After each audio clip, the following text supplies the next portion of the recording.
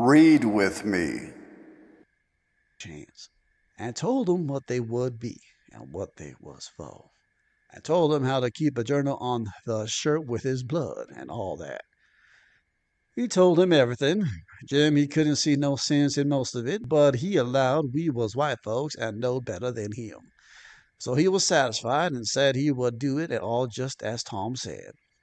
Jim had plenty corn cob pipes and tobacco, so we had a right down good sociable time. Then we crawled out through the hole and so home to bed, with hands that looked like they'd been chawed. Tom was in high spirits. He said it was the best fun he ever had in his life, and the most intellectual, and said if he only could see his way to it, we would keep it up all the rest of our lives and leave Jim to our children to get out. For he believed Jim would come to like it better and better the more he got used to it.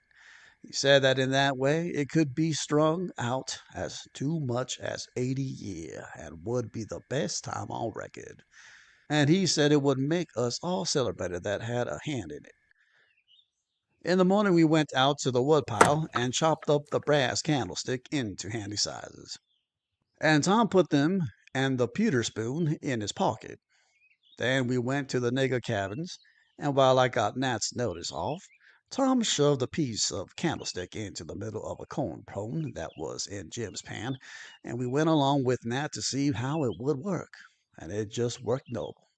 When Jim bit into it, it most smashed all his teeth out, and there warn't ever anything could have worked better. Tom said so himself. Jim, he never let on but what it was only just a piece of rock or something like that that's always getting into bread, you know.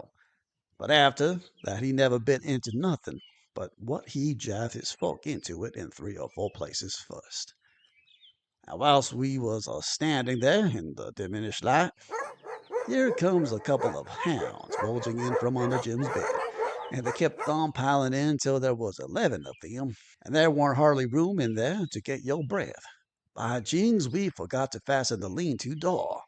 The nigger Nat, he only just hollered, "Witches!" once, and kneeled over onto the floor against the dogs, and begun to groan like he was dying.